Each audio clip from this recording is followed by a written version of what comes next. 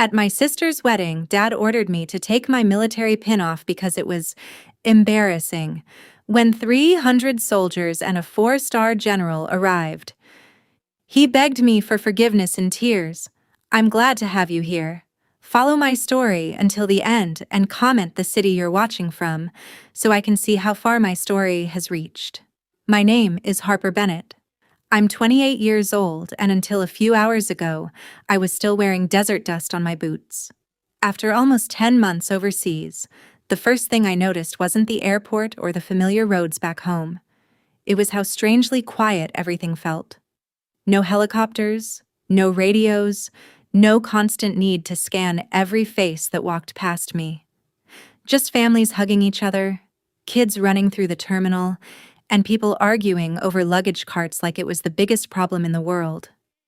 Part of me envied that. Another part wasn't sure I remembered how to live like that anymore. I tossed my duffel bag into the trunk of the rental car and sat behind the wheel for a moment before starting the engine.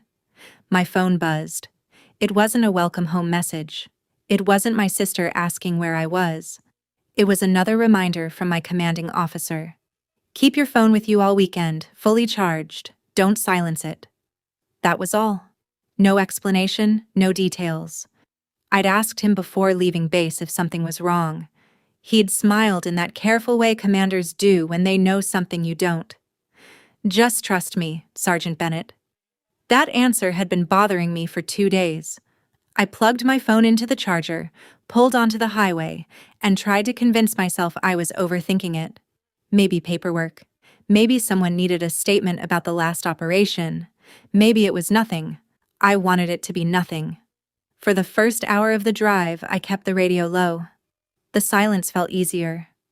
Traffic grew lighter as I left the city behind, and the roads slowly became more familiar. The coffee shop where Mom used to stop every Sunday.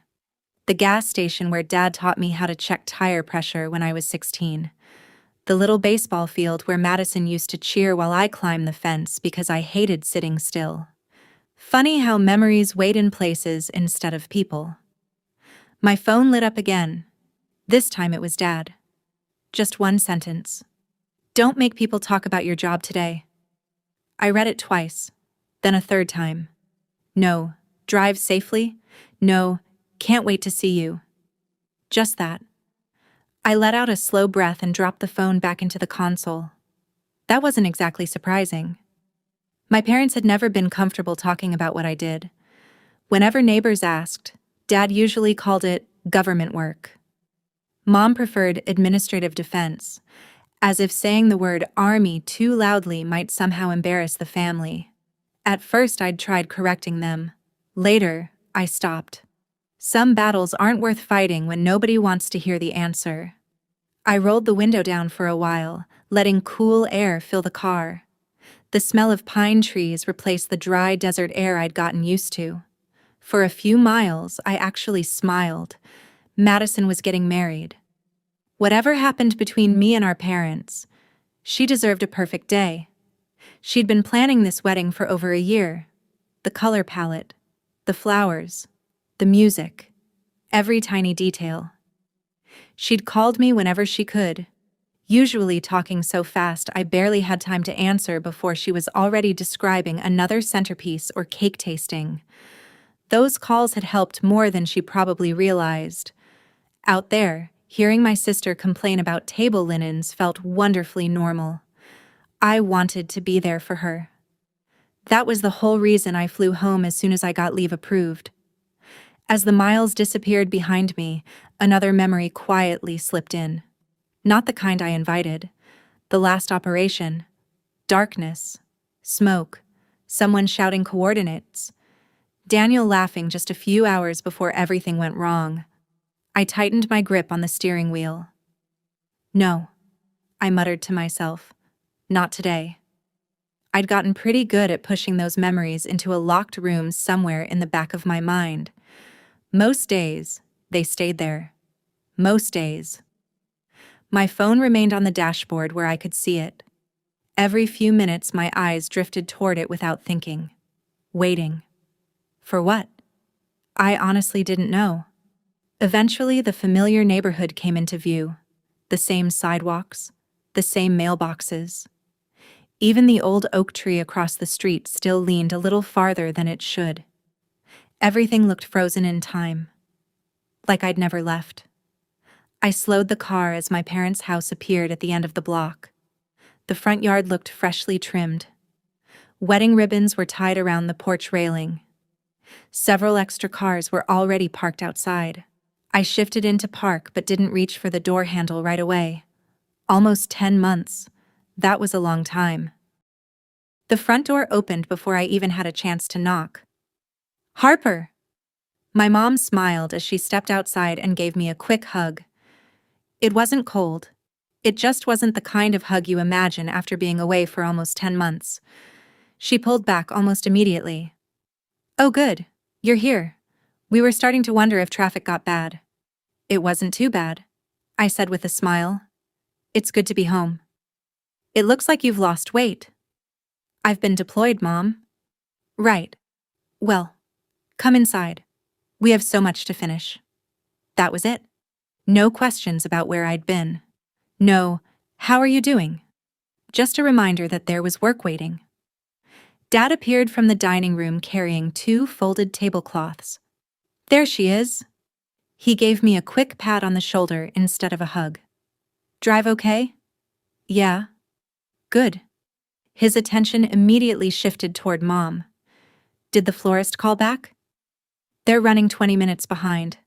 Dad sighed. I knew this would happen.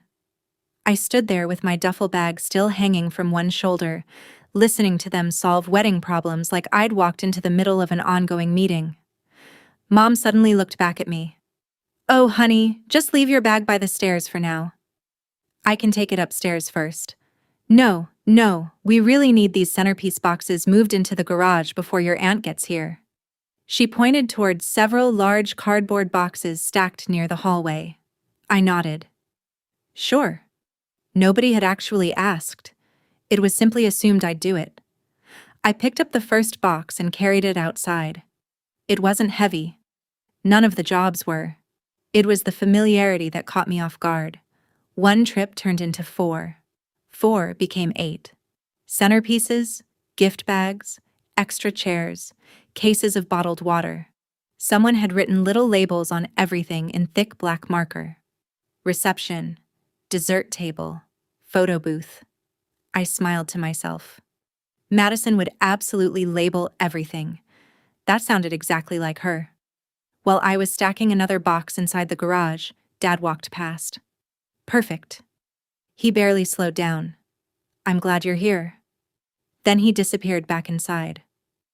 I wasn't even sure he realized I'd carried almost everything by myself.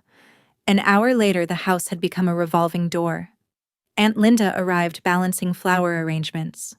My uncle was trying to figure out where extension cords belonged. 2 neighbors dropped off folding chairs. Everyone seemed busy. Everyone seemed stressed. I naturally slipped into helping whoever looked overwhelmed. "Need a hand?" "I've got it." "Careful. That one's fragile." It felt strangely familiar. Back on deployment, everyone had a job. You noticed who quietly kept things moving. The difference was, people usually said thank you. Here, helping felt invisible. Not because anyone was trying to be cruel, because somewhere along the way, everyone had simply started expecting it from me. Around lunchtime, Madison finally rushed downstairs. "There you are!" She wrapped both arms around me before I could say anything. Now that felt real. "I missed you." "I missed you too." She stepped back and looked me over. "You actually made it." "I told you I would." "I know." She laughed. "I just kept imagining your flight getting delayed." For a few minutes, everything felt normal. She showed me pictures of the ceremony set up on her phone. Asked if her dress still fit. Complained that the cake delivery company nearly gave her a heart attack. I listened. Mostly smiled. It was nice hearing her talk about ordinary things. Then someone called from the kitchen. "Madison, we need you." She rolled her eyes dramatically. "I'm coming." Before leaving, she squeezed my arm. "I'm really glad you're home." So am I. She disappeared around the corner almost as quickly as she'd arrived. I watched her go, realizing something. Madison had always treated me kindly. She just never seemed to notice everything happening around her. Maybe because she'd never had a reason to. The afternoon disappeared into more errands. Dad asked me to pick up extra ice. Mom needed ribbon cut for welcome baskets. My aunt couldn't find the seating chart. Without thinking, I bounced from one task to another. It was almost automatic. At one point, I caught my reflection in the hallway mirror while carrying another stack of supplies. I laughed quietly. I'd been home for less than 3 hours. I still hadn't unpacked my bag. My phone vibrated in my pocket. For a second, I thought it might be my commander again. Instead, it was a weather alert. I slipped it back into my pocket. Mom walked in carrying a clipboard. She looked around the room before her eyes landed on me. "Oh, Harper." "Yeah?" She smiled, almost absent-mindedly. "I knew I could count on you." Then she glanced down at her notes. "Do you think you could handle a few more things tomorrow before everyone arrives?"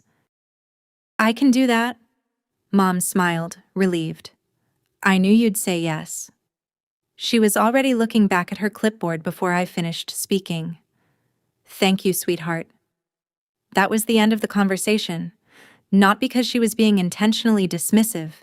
She simply had 100 things on her mind, and somewhere over the years, I'd become one more dependable item on her checklist. I finally grabbed my duffel bag from the hallway and carried it upstairs. The second floor looked almost untouched. The family photos were still lined up along the wall. The same framed picture from Madison's high school graduation hung near the stairs. Even the little dent in the hallway baseboard from when we used to race toy cars was still there. I couldn't help smiling. Some things really never changed. My bedroom door creaked exactly the way it always had. The pale blue walls, the bookshelf Dad built when I was 12, the old desk where I used to finish homework while Madison practiced piano down the hall. It felt less like stepping into a room and more like opening a time capsule. I set my duffel on the bed and slowly unzipped it. Most people probably unpack by putting clothes away first. I reached for something else. Carefully wrapped beneath a folded uniform was a small black wooden box. I lifted it with both hands almost automatically. It wasn't very large, just big enough to fit inside a shoebox. There weren't any names carved into it. No polished brass plate. Nothing about it looked important. If someone found it during spring cleaning, they'd probably assume it held old photographs or jewelry. I stood there for a long moment without opening it. My thumb rested against the small metal latch. I could have opened it. No one was upstairs. No one would interrupt me. Instead, I let my hand fall away. Some boxes are heavier than they look. This one had nothing to do with wood. I crossed the room, slid open the closet door, and reached toward the highest shelf where I used to hide birthday presents before Christmas. The box fit perfectly behind an old blanket. Hidden. Again. I closed the closet before I could change my mind. Across the room, my eyes landed on a framed softball photo. I was maybe 15. Mud on my uniform. Big grin across my face. Dad had taken that picture. Back then, every game felt important. Every little accomplishment was worth celebrating. Funny how life changes. Not all at once. Just one small moment at a time until one day you look back and realize you're living in a completely different story. A knock interrupted my thoughts. Madison peeked her head inside. "There you are." "I figured I'd finally unpack." She laughed. "I was wondering if you'd ever make it upstairs." She stepped inside and looked around. "I swear Mom hasn't changed a thing in here." I noticed. "You okay?" It was such a simple question. 3 words. She asked it casually, almost without thinking. For a split second, I considered telling her the truth. That sleep still came in short pieces. That loud noises sometimes pulled me somewhere I didn't want to revisit. That there were faces I still saw every time I closed my eyes. Instead, I smiled. I'm good. She studied me for another second, then nodded. Good. I don't want you worrying about me on your wedding weekend. She walked over and bumped my shoulder. You've always done that. Done what? Made sure everyone else was comfortable first. I laughed softly. I guess old habits stick. They do.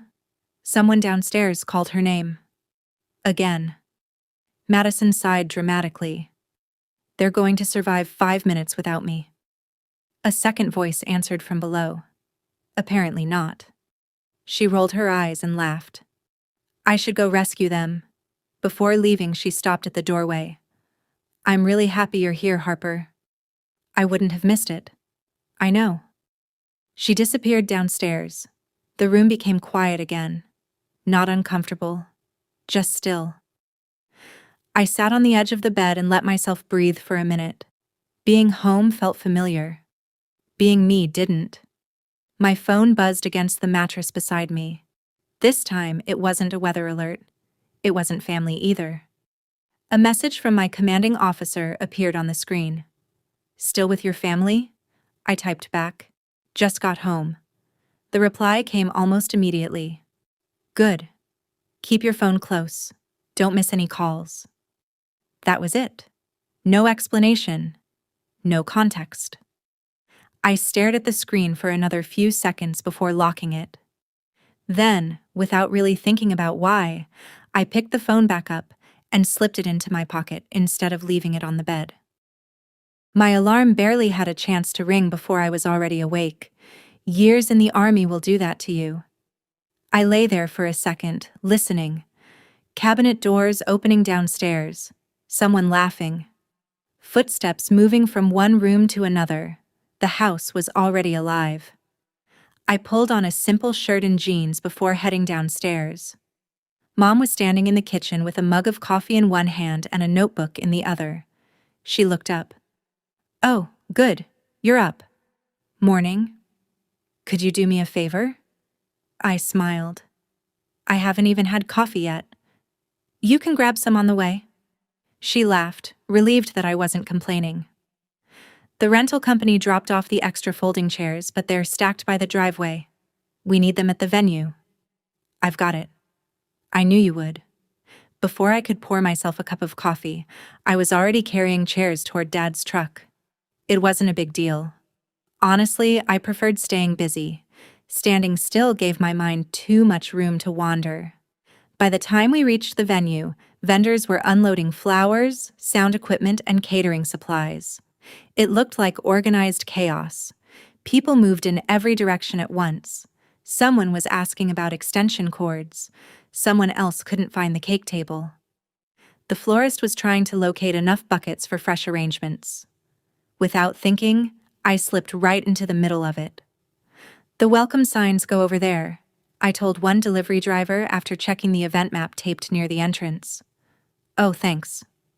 No problem. A few minutes later, another vendor stopped me. Excuse me, where's the loading entrance?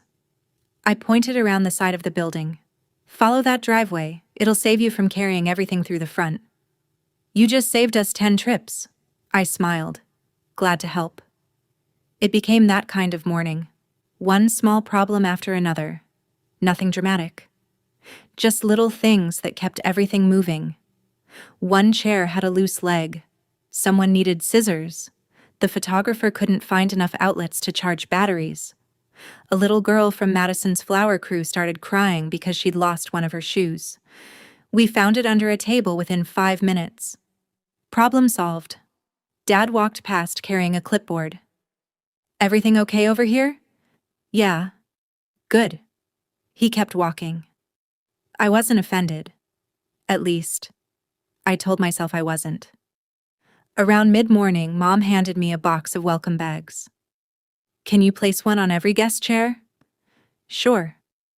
As I worked through the rows, guests hadn't started arriving yet. The ballroom looked beautiful. Soft flowers, white linens, simple decorations. Exactly what Madison had dreamed about. I stopped for a second and smiled. She was going to love it. You've been working since you got here, haven't you? I turned and saw one of the catering staff carrying trays. I guess. You family? I am. She nodded. I thought maybe you were part of the event team. I laughed. I've heard that before. Well, whoever you are, you're making everyone's day easier. Thanks. It was a small comment, probably something she'd forget by tomorrow. Funny enough, it was the first time that morning anyone had actually acknowledged what I was doing. Not because I needed praise, just because being noticed felt different. By noon, the ceremony chairs were lined up. Music was being tested. Guests would start arriving soon. Madison appeared briefly in the hallway wearing a robe while hair and makeup artists followed behind her. She pointed toward me. There she is. I walked over. You ready? I think so. You don't sound convinced. She laughed nervously. I'm terrified. You'll be fine. She grabbed my hand for a second. Thank you for helping. Those 4 words landed harder than she probably realized. I squeezed her hand. Always. One of the makeup artists called her back. Madison disappeared behind another door. I watched her go before looking around the ballroom again. Dad was speaking with the wedding coordinator. Mom was reviewing the timeline. My aunts were arranging centerpieces. Everyone seemed to know exactly where they needed to be once the ceremony ended. Family tables, bridal party, reserved seating. I glanced toward the large seating chart leaning against an easel near the reception entrance. Names were already printed neatly across every table. Guests, cousins, uncles, friends, the bridal party. I stood there for another moment. Then it hit me. No one had said a single word about where I was supposed to sit. I stepped closer to the seating chart, telling myself I was probably just overlooking my name. The family tables were listed first. Table 1, bride and groom. Table 2, immediate family, mom and dad, Madison, her new husband's parents, Grandma Eleanor, a few close relatives. I scanned the list again. No Harper. Maybe there was another family table? There wasn't. I kept moving down the chart. Table 3, Table 4, 5, 6. Guests from Madison's college, Dad's co-workers, neighbors I'd known since I was a kid. For a second, I wondered if they had simply forgotten to print my name. It sounded ridiculous, but honestly, that felt easier to believe. Finally, near the bottom of the board, I found it. Harper Bennett, Table 14. I looked over at where Table 14 actually was. It wasn't even in the main section of the ballroom. It sat off to one side, tucked beside the service doors where the catering staff would be walking in and out all evening. Every few minutes, those doors swung open as servers carried trays inside. It was close enough to hear dishes clinking, far enough that nobody would naturally walk over unless they had a reason. I stared at it for another moment. Maybe there had been some mistake. The wedding coordinator happened to walk by carrying a binder. Excuse me. She smiled politely. Yes? I just wanted to check something. I pointed toward the chart. I think my seating assignment might be wrong. She looked down at the list. Harper Bennett? That's me. She flipped through several pages inside her binder. No, that's where we were instructed to seat you. Instructed by who? The family. She answered so casually that I knew she wasn't trying to be rude. She was simply following directions. Oh, I smiled anyway. Thanks for checking. Of course. She hurried off before another vendor called her name. I stayed where I was. Not angry, just trying to make sense of it. Grandma was at the family table. Even relatives who barely knew Madison had reserved seats near the front. I wasn't asking to be the center of attention. I just hadn't expected to be seated farther away than people we'd met once at a neighborhood barbecue. Harper! Dad's voice pulled me back. There you are. He walked over carrying another stack of programs. "Can you hand these out to the ushers?" "Sure." He passed them into my hands without noticing where I'd been standing, or maybe he noticed and simply didn't mention it. Either way, the conversation lasted less than 10 seconds. As I crossed the lobby, I caught myself glancing back toward table 14 one more time. It looked even smaller from across the room. I shook the thought away. This wasn't about me. It was Madison's wedding. I repeated that sentence in my head a few times. Sometimes reminding yourself of something is easier than believing it. Guests started arriving not long afterward. The lobby filled with conversations, laughter, and people introducing themselves. An older couple stopped beside me. The woman smiled warmly. "Oh, good." She handed me her coat. "Would you mind hanging this somewhere safe?" For half a second, I didn't understand. Then she continued. "And could we get directions to the gift table?" I looked down at the coat she had already placed in my hands. She thought I worked here. I could have corrected her. Instead, I smiled. "The gift table is just through those doors on the left." "Oh, wonderful." She thanked me before walking away with her husband. A few steps later, the man turned back. "Miss?" "Yes?" "Do you know if they're serving coffee before the ceremony or afterward?" I almost laughed. "Afterward, I believe." "Perfect. Thank you." They disappeared into the crowd without another thought. I stood there holding the woman's coat for a second before realizing she expected me to actually take it.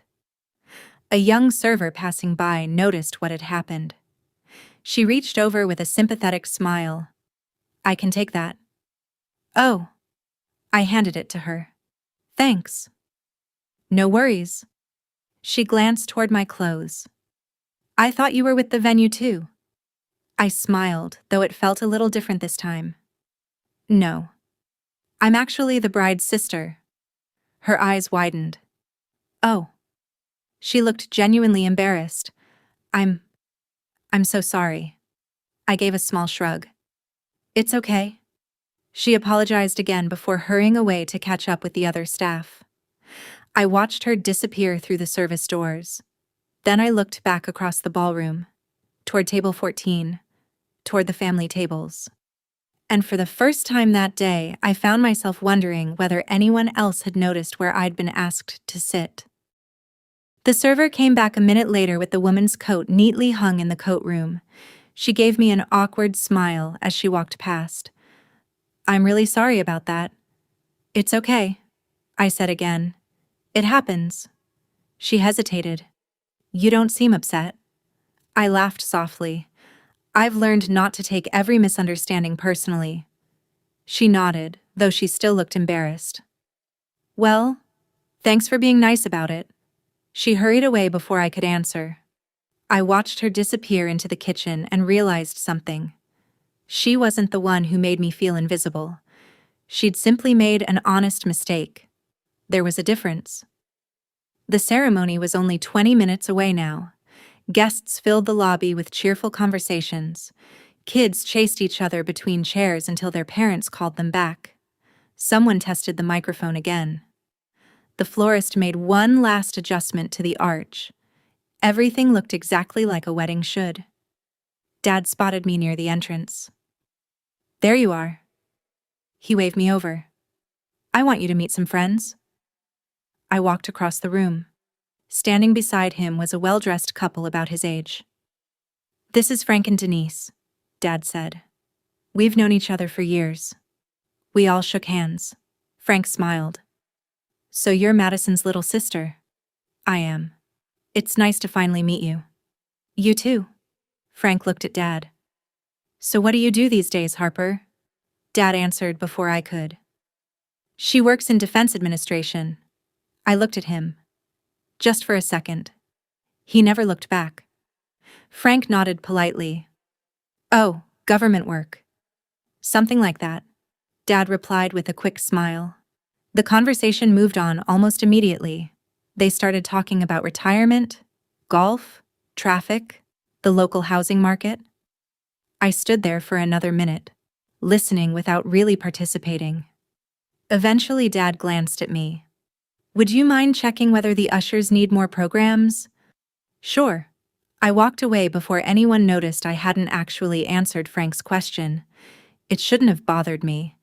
I'd heard Dad describe my job like that before. Usually during neighborhood barbecues, holiday dinners, church events, anywhere someone might ask what I did. I used to correct him. No, Dad, I'm Army. He'd smile awkwardly, then somehow change the subject. Eventually, I stopped correcting him. Not because I agreed, because I got tired of watching him look uncomfortable every time the conversation turned toward me. Near the ceremony entrance, one of the ushers waved me over. We're short on programs. I'll grab another stack. As I handed them out, one of the guests smiled. You must be with the wedding party. I am. Cousin?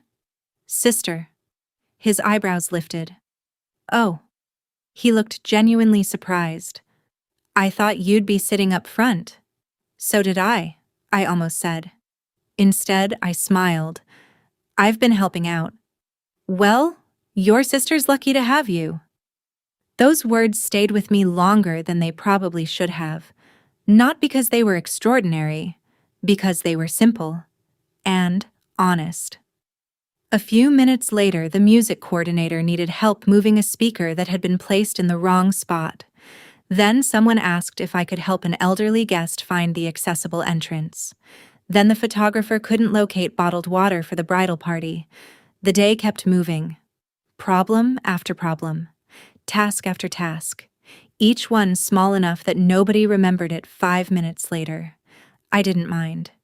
Keeping busy had always been easier than standing still. As I walked back into the lobby carrying another box of ceremony programs, I happened to glance toward the family seating area. Dad was laughing with Frank again. Mom was greeting arriving guests. Neither of them looked in my direction, but someone else did. Grandma Eleanor. She wasn't smiling anymore. She had been watching the conversation with Dad from across the room. When our eyes met, she didn't wave. She didn't say anything. She simply held my gaze for a quiet moment, then slowly shook her head, almost too slightly for anyone else to notice. Grandma Eleanor waited until the lobby grew busier before walking over. She never rushed anywhere.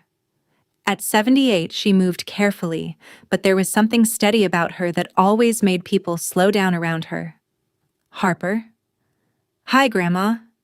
She reached for my hands instead of hugging me right away. Her eyes searched my face for a moment. You look tired. I smiled. I've been called worse. I wasn't joking. I know. She squeezed my hands gently. You've lost that little spark you always carried. I laughed quietly, trying to lighten the mood. I guess 10 months overseas will do that. It shouldn't. She studied me for another second before pulling me into a real hug. Unlike everyone else's, she didn't seem to be in a hurry. For a few seconds, I just stood there. It felt safe. She leaned back. Have you eaten anything today? I had breakfast. Breakfast was hours ago. I'm fine. She gave me the same look she'd used when I was 12 and claimed I didn't need a jacket in December. You've always said you're fine. I couldn't argue with that. She reached into her purse and handed me a small wrapped mint. You still carry those? I've carried them for 30 years. I laughed. Some traditions are worth keeping. There you are. Madison hurried toward us, lifting the front of her robe slightly so she wouldn't trip. Even without her wedding dress on yet, she looked excited and nervous. There are my two favorite people. She wrapped one arm around Grandma and the other around me. I swear I've been looking for you everywhere. I've mostly been moving furniture, I said. I know. She smiled. And thank you. Grandma looked at her. When was the last time you sat down? Madison laughed. Ask me that tomorrow. She turned back to me. Everything okay? Yeah. You sure? I'm sure. She nodded without questioning it further. That was Madison. If you said you were okay, she believed you. Not because she didn't care, Because she trusted people when they answered. One of the bridesmaids rushed over. "Maddie, they're ready for you." "I'm coming." She groaned dramatically before looking back at me. "Don't disappear, okay?" "I'll be here." She smiled. "I've missed having you around." "I've missed you too." She hugged me one more time before jogging away with the bridesmaids. Grandma watched her leave. "She loves you." "I know. She just doesn't always see everything." That sentence stayed with me, because it was true. Madison had never mocked my career. She'd never excluded me on purpose. She simply moved through life assuming everyone else was doing fine unless they told her otherwise. She'd spent months planning this wedding. She wasn't looking for signs that her little sister felt out of place. Grandma gently touched my arm. "Walk with me." We stepped outside onto a quieter patio overlooking the parking lot. The noise from inside softened the moment the doors closed. For a while, neither of us said anything. We watched guests arriving in small groups, couples fixing each other's ties, parents chasing children toward the entrance, normal wedding moments. Finally, Grandma spoke. "Your father worries too much about appearances." I let out a quiet breath. "That's not exactly breaking news." She smiled. "No." Then her expression changed. "But lately, it's different." "What do you mean?" She looked back toward the building before answering. "I've known Victor almost 40 years. I know when something's bothering him." I folded my arms. "He just seems stressed about the wedding." "It's more than the wedding." She lowered her voice. "For the past few weeks he's been distracted." "How?" "He keeps checking the mailbox himself." That caught my attention. "Dad?" She nodded. "Every single day." Maybe he was expecting wedding RSVPs. So I thought. She paused. "But even after those stopped coming, he kept doing it." I frowned. "And whenever the mail arrived, he made sure he got to it first." She looked at me carefully, as if deciding how much to say. "I don't know what he's worried about, Harper." She glanced toward the entrance again. "But something has been weighing on your father for weeks." I looked back through the glass doors toward the reception hall. Dad was still moving from one conversation to another, smiling, shaking hands, making sure everything looked perfect. If Grandma was right, he was carrying something none of us could see. But this wasn't the time to chase questions. Guests were arriving faster now, and the wedding coordinator was motioning for family members to help direct gifts toward the reception room. I slipped back inside. "Harper!" The coordinator pointed toward a long table covered with white linen. "Could you help organize these before the ceremony starts?" "Of course." Wrap boxes were already beginning to pile up. Some were small enough to hold in one hand. Others took 2 people to carry. I started arranging them by size, making sure the cards stayed attached. It was simple work. Orderly. The kind of task that let my hands stay busy while my mind tried to settle. An older man walked over carrying an oversized package. "Where would you like this one?" "Right here is perfect." He smiled. "You're keeping this whole place running." "I think everyone is." He chuckled. "Maybe, but you're the one I keep seeing everywhere." I thanked him, and he headed toward the ceremony seating. For a moment, that comment stayed with me, not because it made me proud, because it reminded me of something Daniel used to say. "You're everywhere at once, Bennett." He'd laugh whenever I volunteered for one more task than anyone expected. If someone forgot extra batteries, I'd already packed them. If another squad needed supplies, I'd help carry them. He used to tease me that I had no idea how to sit still. "You know," he'd say, "one day you're going to have to let somebody else solve a problem." I'd always answer the same way. "What if nobody does?" He'd roll his eyes. "See? That's exactly what I mean." A smile crossed my face before I even realized it. Then it disappeared just as quickly. The memory didn't stay where I wanted it. Instead, Another one forced its way in. The last operation. Dust hanging in the air. The sound of rotors somewhere overhead. Someone shouting for a medic. Daniel's voice over the radio. Then, silence. I froze with a gift box still in my hands. Not for long.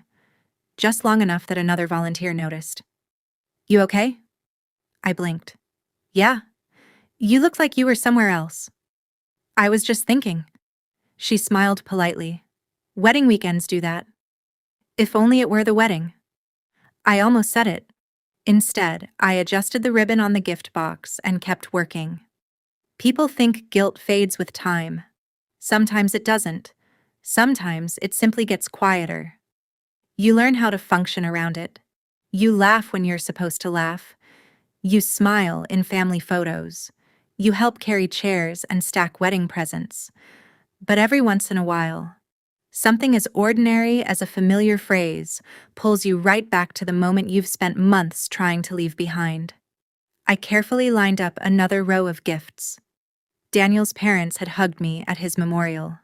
His mother had thanked me for bringing her son home. She never blamed me. His father never blamed me either. Neither did our unit. The investigation didn't blame me. But guilt doesn't always care about facts. It asks different questions. What if you'd moved faster? What if you'd noticed something sooner? What if one different decision had changed everything? Those questions never really have answers, only echoes. Someone bumped the table by accident. A wrapped box started sliding toward the edge. I caught it before it hit the floor. Nice save, one of the caterers laughed. Occupational habit. She smiled and hurried off. I took one slow breath, then another. The room came back into focus. Music drifted in from the ceremony space. Guests continued finding their seats. Life kept moving. It always does. I straightened one final gift tag and stepped back to make sure everything looked neat. For the first time in several minutes, my mind felt quiet again. Then I heard a voice rise above the crowd. Clear. Surprised. Almost disbelieving. Harper? I turned toward the entrance. Someone across the lobby had just called my name. I turned toward the entrance, trying to place the voice. For a second, I couldn't. Then I saw them. 3 people had just stepped inside the lobby, pausing near the guest book as they looked around the room. Mrs. Morales, Mr. Morales, and Isabella, Daniel's little sister. I hadn't seen any of them in months, not since the memorial. For a moment, everything else faded into the background, the conversations, the music, even the wedding coordinator calling instructions across the room. Isabella spotted me first. There you are. She crossed the lobby before I could move, wrapping both arms around me so tightly I almost lost my balance. Oh, I laughed quietly. Hi to you too. She pulled back just enough to look at me. You look terrible. I blinked. Wow, that's quite a greeting. I mean it. She shook her head. You look exhausted. I've been told. Her expression softened. I'm really glad you're home. So am I. Mr. Morales reached me next. He wasn't much of a hugger. Never had been. Instead, he rested a hand on my shoulder. It's good to see you, Harper. It's good to see you too, sir. You don't have to call me sir. I know. I've told you that before. I know. That finally made him smile. Mrs. Morales hugged me last. Unlike the quick greetings I'd gotten from most people that weekend, she held on for a few extra seconds. We've missed you. I've missed you too. She looked me over carefully, the same way mothers do when they're trying to figure out if someone is really okay. You've been taking care of everyone else again, haven't you? I smiled. Is it that obvious? It always is. Isabella looked around the decorated lobby. This place is beautiful. Madison worked really hard. I can't wait to meet her. You will. Then a question slipped out before I could stop myself. I didn't know you were coming. The three of them exchanged quick glances. Mr. Morales answered first. We weren't originally planning to. Mrs. Morales nodded. But it didn't feel right staying home. Isabella folded her arms. Daniel talked about you constantly. I looked down for a second. He exaggerated. No. She smiled gently. He really didn't. Mrs. Morales spoke quietly. Our son would have wanted someone here to celebrate with you. I looked back up. Celebrate me? She nodded. You came home? That's worth something. My throat tightened a little. I wasn't sure what to say. Nobody in my own family had mentioned my deployment since I'd arrived. Yet here stood the people who had every reason to associate me with the hardest day of their lives. And they were simply happy I'd made it back. Before I could answer, Isabella bumped my shoulder. We also brought a gift for Madison. She'll love that. And she smiled mischievously. We wanted to make sure you actually took a break today. I laughed. I don't think that's going to happen. See? She looked at her parents. I told you she'd be working. Mrs. Morales glanced toward the ballroom. I've counted 4 different jobs you've already done. Only 4? She laughed. Maybe 6. We all smiled. For the first time since coming home, I felt like I wasn't carrying the conversation by myself. Nobody was avoiding certain topics. Nobody was trying to rename my job. Nobody seemed uncomfortable just talking to me. It felt strangely easy. Then I noticed movement out of the corner of my eye. Dad was walking toward us. His smile looked polite, confused. He stopped a few feet away. Good afternoon. Mr. Morales offered his hand. Victor. They shook hands. Dad glanced from one face to another. I'm sorry. He frowned slightly. I don't believe we've met. We're Daniel Morales's family, Mrs. Morales said warmly. Recognition flickered across Dad's face. Oh. There was a short silence. Then he asked, almost automatically, I'm just curious. He looked toward the guest book near the entrance before looking back at them. How did you know about the wedding? I don't remember seeing your names on the guest list. Nobody answered right away. Dad's question wasn't loud. It wasn't rude either.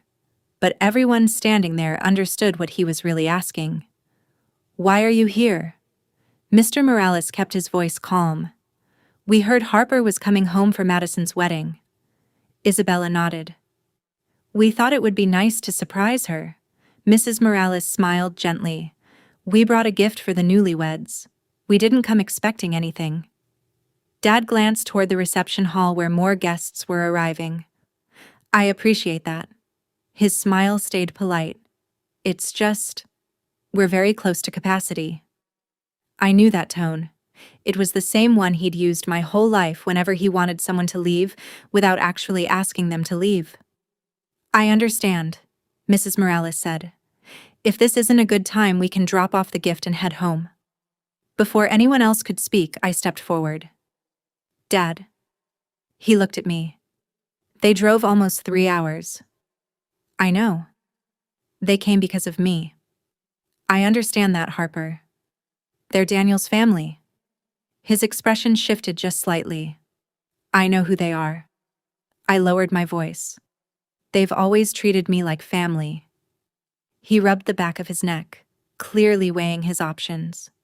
Guests continued passing by us, smiling without realizing the conversation happening only a few feet away. I don't want today to become complicated, he finally said. It won't. They weren't invited. They're here with me. For a few seconds, neither of us spoke. Then Grandma Eleanor quietly walked over. They've already made the trip, Victor. Dad glanced at her. There are always extra chairs. He sighed. Not an angry sigh. A tired one. Fine.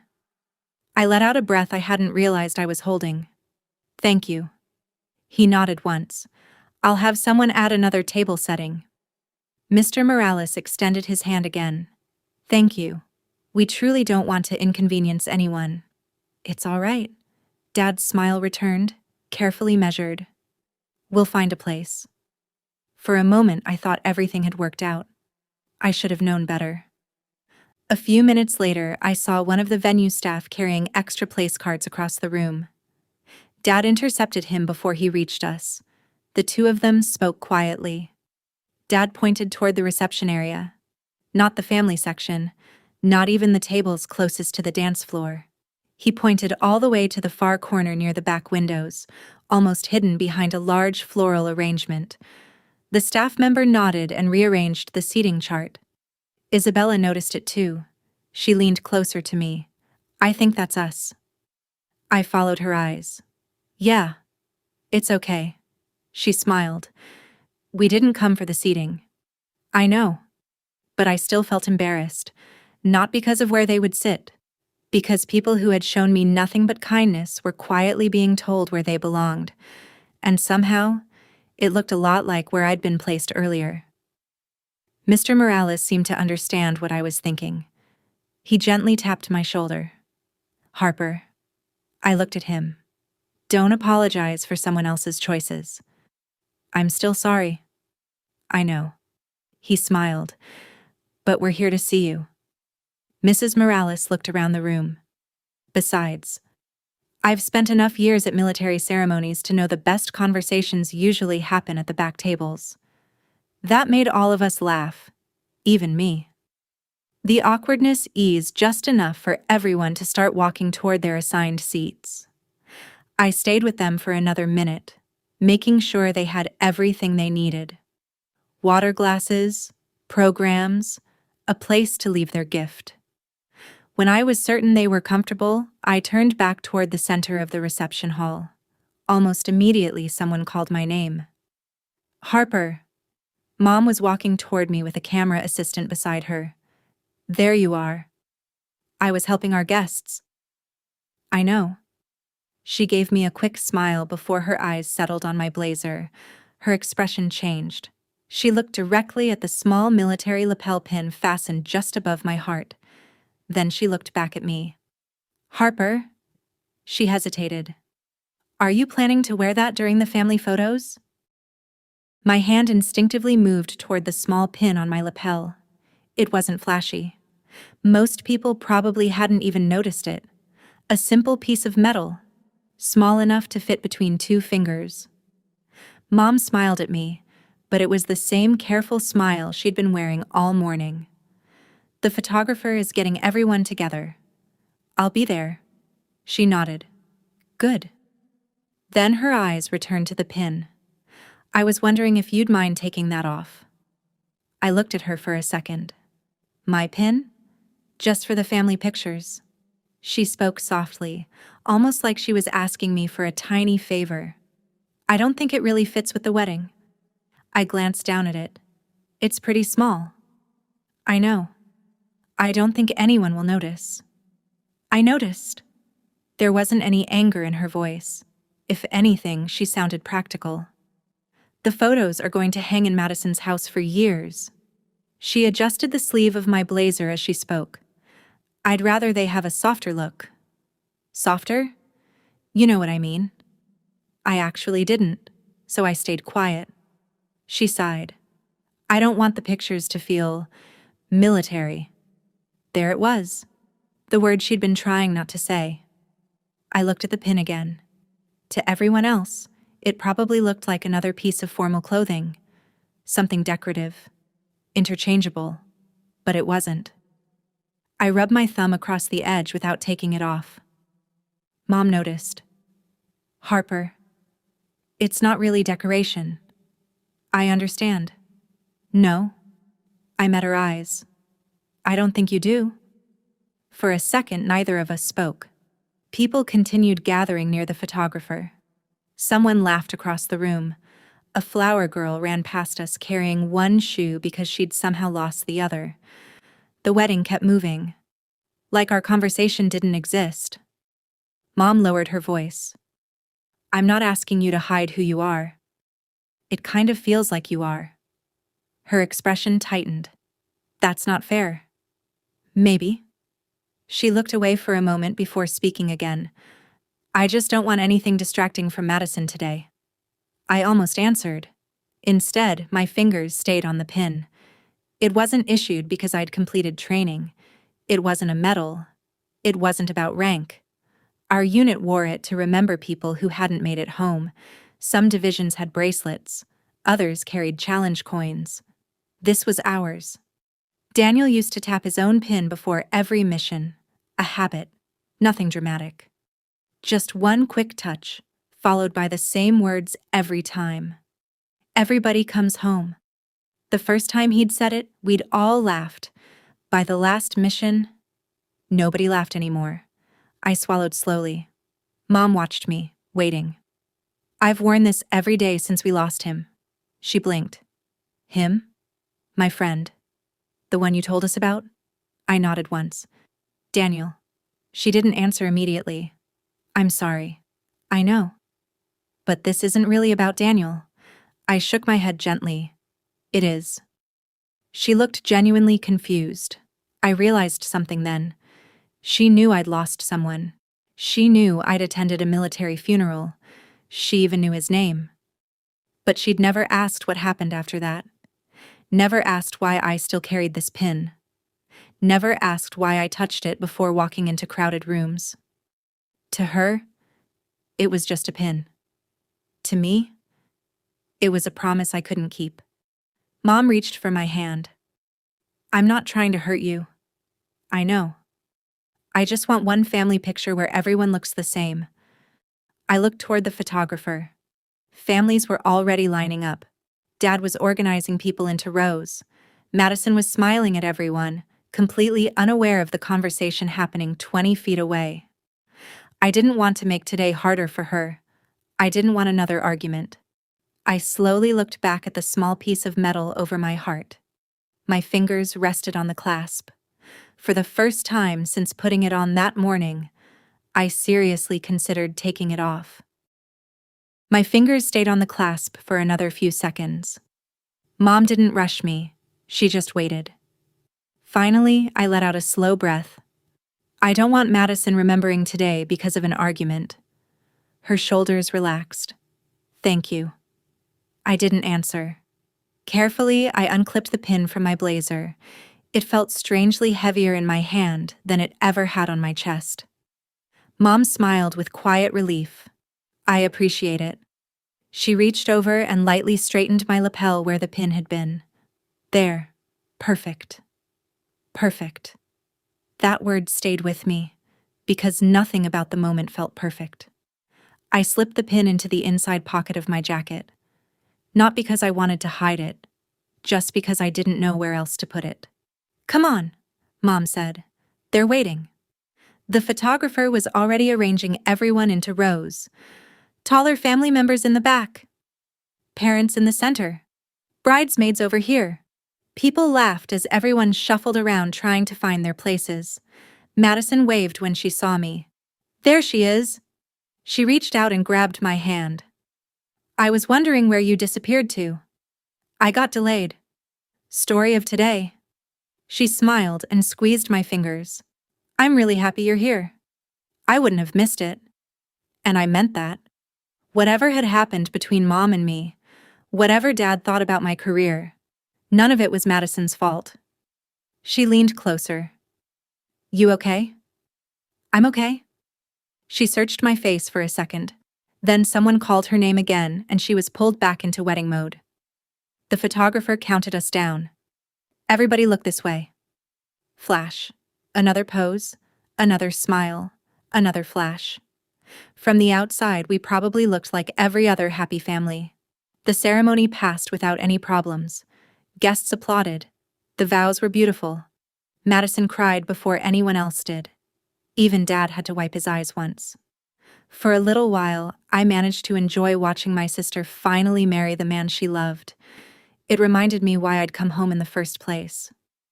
The reception started soon afterward.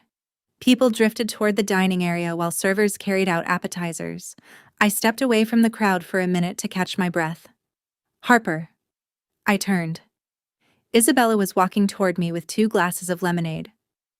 I figured you forgot to get yourself one. I probably did. She handed me a glass. We stood quietly near one of the windows overlooking the garden. She studied me for a moment. Then her eyes settled on my blazer. Her smile faded just a little. Where's your pin? Instinctively, my hand moved toward the empty spot on my lapel. Oh. I took it off. She frowned. You never take it off. I know. What happened? I hesitated. She waited. I didn't really want to answer, but lying to Isabella had never worked very well. My mom asked me to. Her eyebrows lifted. Why? She thought it didn't match the wedding. Isabella stared at me for several long seconds. She didn't look angry. She looked hurt. As in, she searched for the words. She knows what that pin is? I nodded once. She knows it came from my unit. And she still asked? I looked down into my glass. She wanted the family photos to look uniform. Isabella slowly shook her head. My brother touched that same pin before every mission. I looked at her. I know. He would have never asked you to take it off. I know. She swallowed hard. My parents noticed it the second we walked in. I blinked. They did? She nodded. Mom told me Harper's still carrying them with her. I felt something tighten in my chest. Nobody had to explain anything to the Morales family. They understood immediately. Not because someone gave them a speech, because they'd lived with that loss too. Isabella gently reached into her purse. You know. She smiled sadly. I still carry Daniel's challenge coin. She showed it to me for just a second before slipping it back into her bag. We all carry people differently. Neither of us spoke after that. We didn't need to. Then voices drifted in from the hallway just beyond the reception room. Dad's voice. Low. Controlled. I wasn't trying to listen, but my name made me stop walking. Harper. Someone said. Without thinking, I glanced toward the partially open doorway where Dad was speaking with someone I couldn't quite see. I stopped without meaning to. The hallway beside the reception room wasn't completely closed off. One of the service doors had been left slightly open, and voices carried more clearly than whoever was inside probably realized. I recognized Dad immediately. The other voice belonged to Ethan, Madison's new husband. They sounded relaxed, like two people having a private conversation while everyone else enjoyed the reception. I appreciate everything you've done today, Ethan said. I'm just glad the wedding came together. Dad chuckled. It would have happened with or without me. I don't know about that. There was a short pause. Then Ethan asked something that made me stay where I was. Can I ask you something? Sure. I noticed Harper's been working almost nonstop. Dad laughed quietly. That's Harper. I kept trying to find her to sit down for 5 minutes. She won't. Is she always like that? Dad answered without hesitation. Ever since she was a kid. I leaned slightly toward the doorway. Not enough to be seen, just enough to hear. She always ends up taking care of everyone else. That sounds like a good thing. It is. Dad paused. Most of the time. I almost smiled. For 1 second, I thought maybe this conversation was going somewhere different. Then Ethan asked another question. So, what exactly does she do? Dad didn't answer right away. I heard glasses clink against a counter. Finally, he spoke. She's in the army. I figured that much. But honestly, his voice lowered. It was never what we imagined for her. Ethan stayed quiet. Dad continued. We always thought she'd eventually grow out of it. The words landed harder than I expected. Grow out of it? You know. Dad gave a small laugh. Sometimes kids go through phases. They chase excitement. They want to prove something. We assumed she'd finish a few years and come back. I stared at the floor. A phase. That was what nearly 10 years of service had become. Not a career, not a commitment, a phase. Ethan sounded genuinely surprised. She's been serving for a long time. I know. So you still think that? Dad sighed. I've accepted that she's good at what she does. There was another pause. But if I'm being honest, his voice softened. I don't think our family ever really accepted that life. Nobody spoke for several seconds. Dad finally continued. It's dangerous. It changes people. And no parent dreams about getting phone calls from military bases. I suppose not. I always hoped she'd choose something quieter. I closed my eyes. For years, I'd told myself Dad just didn't understand what I did. Maybe he was worried. Maybe he was scared. Maybe he simply struggled to express it. Standing in that hallway, I realized something different. He hadn't been confused. He'd made a decision years ago. He'd decided my life was the wrong one. Ethan spoke carefully. Have you ever told Harper that? Dad let out a tired breath. We've had enough conversations over the years. She knows how I feel. No, I thought. I knew how he acted. That wasn't the same thing. I knew he changed the subject whenever someone asked about my deployments. I knew he introduced me with different job titles. I knew he'd asked me not to talk about the Army today. But hearing him describe my entire career as something the family had never accepted, that hurt differently. It wasn't one awkward comment. It wasn't one bad day. It was how he'd seen me all along. Footsteps echoed from somewhere deeper in the hallway. Someone was coming.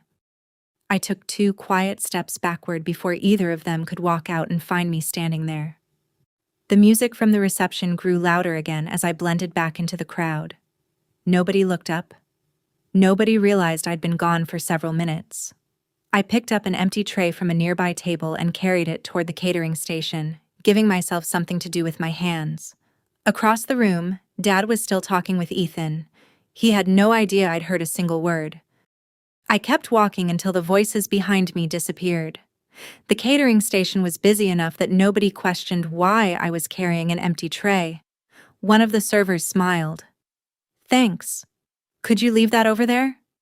Sure. I stacked it with the others, then noticed someone struggling to move a cart filled with coffee supplies. I've got it. Oh, thank goodness.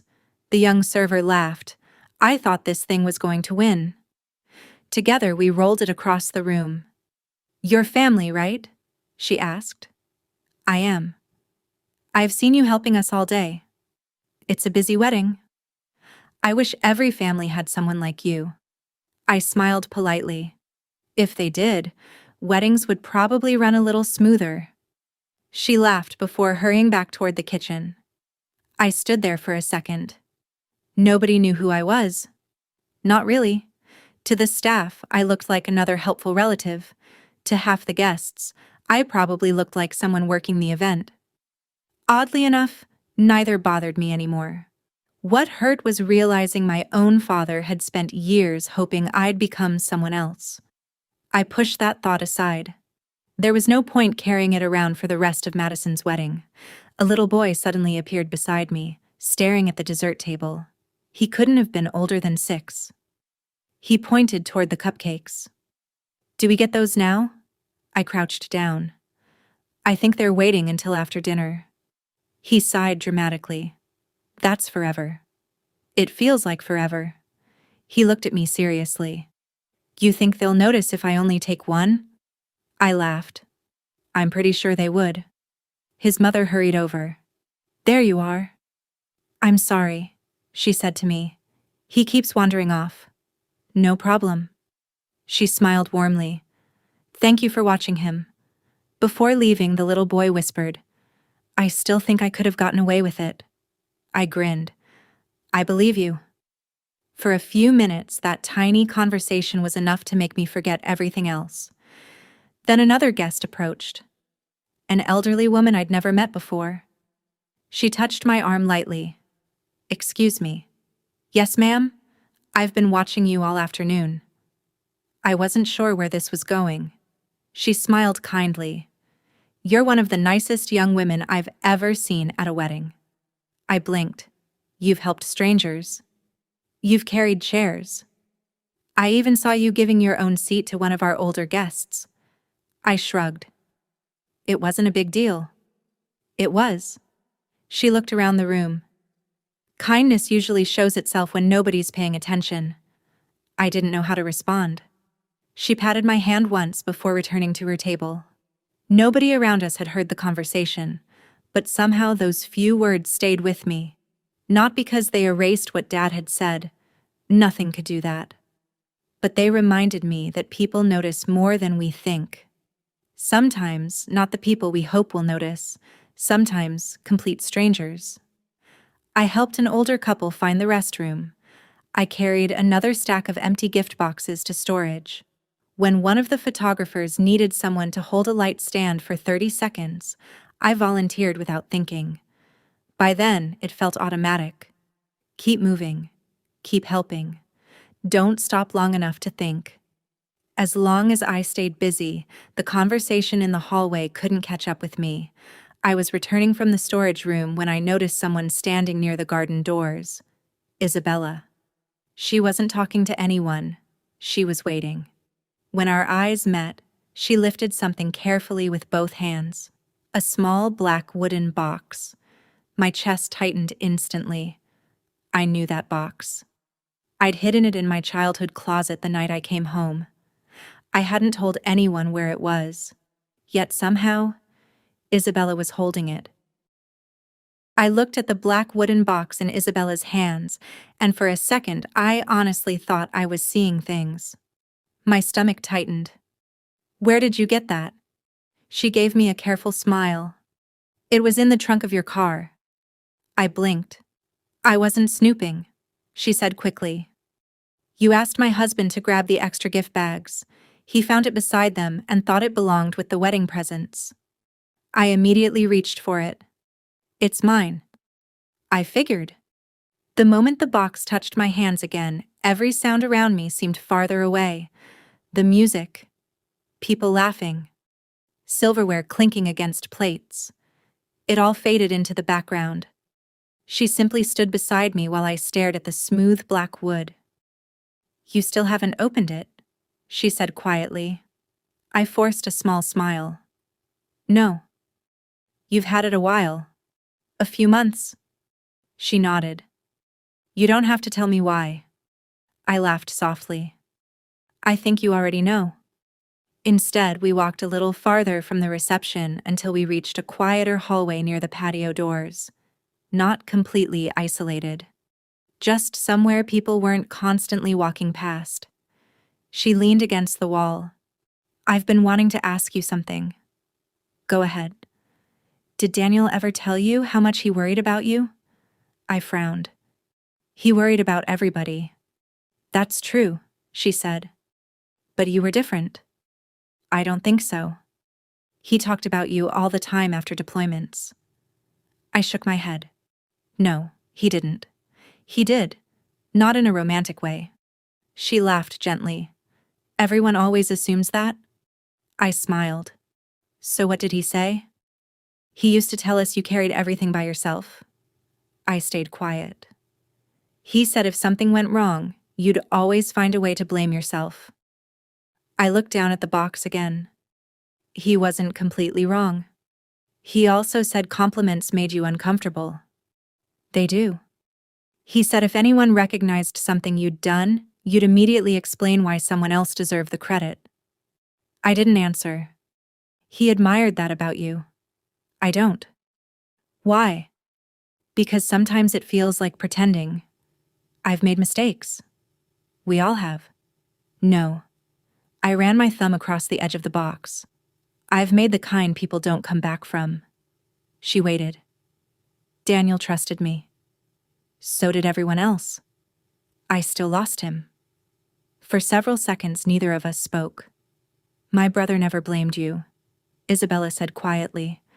"I know everyone says that." "I'm not everyone." She looked at me. "I was there when the officers came to our house. I watched my parents fall apart." Her voice never shook. I watched every interview, every report, every investigation. And after all of it, Daniel's commanding officers told us the same thing. She paused. He died protecting his team. I looked away before she could see my eyes filling. They also said you refused evacuation until every survivor was accounted for. I closed my eyes. They had to order you onto the helicopter. I don't remember much. I believe that. She glanced at the unopened box. Daniel knew exactly what you would do after all of that. I looked back at her. He told us you'd convince yourself you weren't worthy of anything good that happened afterward. A bitter laugh escaped me. Sounds like him. He even made a prediction. What prediction? If the military ever honored you for anything, you'd probably hide it in a closet. I stared at her. She nodded toward the box. And apparently, he was right. I couldn't answer. Not because I disagreed, because he had understood me better than I had understood myself. I looked down at the black wooden box in my hands. It suddenly felt heavier. You don't have to open it today, Isabella said. I wasn't planning to. I know, but don't spend the rest of your life believing you haven't earned whatever's inside. I wrapped both hands around the box. For one brief moment, I actually considered opening it. My fingers rested on the small brass latch. Then I stopped. I can't. Not yet. She simply squeezed my shoulder once. I'll keep waiting. I nodded, holding the unopened box against my chest as voices from the reception drifted back into the hallway, reminding me the celebration was still going on, even if part of me wasn't ready to celebrate anything at all. I stayed in the hallway for another minute after Isabella walked back toward the reception. The black wooden box rested in my hands. I could still hear music and laughter spilling through the ballroom doors, but it felt strangely distant. I wasn't ready to go back. A catering employee passed by carrying stacks of folded tablecloths. Sorry, he said with an apologetic smile. Need to get into the storage room. I stepped aside. When he unlocked the door, I caught myself asking, Mind if I sit in there for a minute? He looked surprised, then shrugged. As long as you're out before we need it. Thank you. The room was small. Shelves lined the walls, stacked with spare centerpieces, extra chairs, and unopened boxes of decorations. It wasn't comfortable, but it was quiet. I sat on a folded chair in the corner and rested the wooden box on my lap. For several seconds, I just looked at it. The brass latch reflected the overhead light. One simple movement. That was all it would take. Open it. See what was inside. Be done with months of avoiding it. Instead, my hands stayed still. I thought about Daniel. Not the mission, not the reports. Just Daniel. The way he always found something ridiculous to joke about before every deployment. The way he'd somehow get everyone laughing, even after 18 exhausting hours. He had this habit of checking on everyone else before admitting he was tired himself. I smiled without meaning to. Then the smile faded. Because every good memory eventually led to the same place. The day he never came home. I lowered my head. People assumed the unopened box held something I was afraid to celebrate. That wasn't it. It wasn't about the medal. It never had been. The medal represented a day I wished had ended differently. Every honor attached to that mission reminded me of the person missing from it.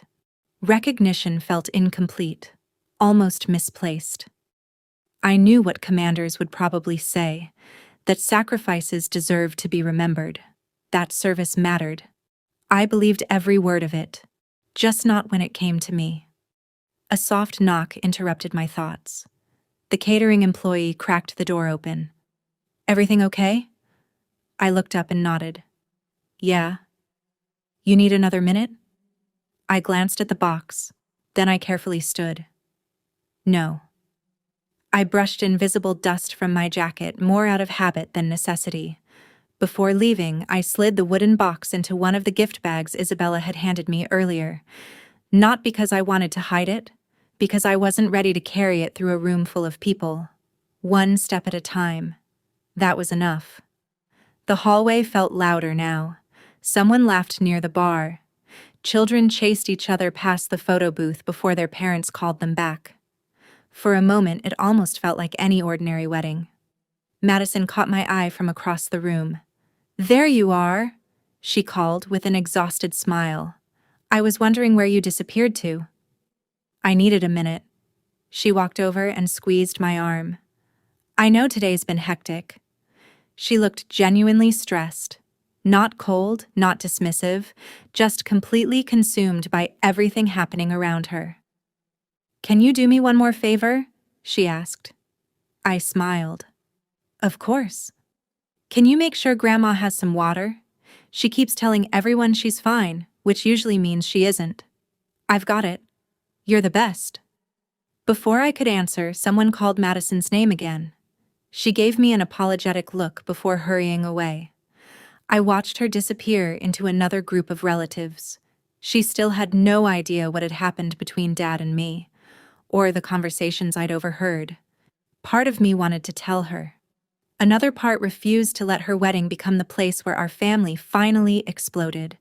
So I picked up a glass of water, found Grandma Eleanor, stayed busy.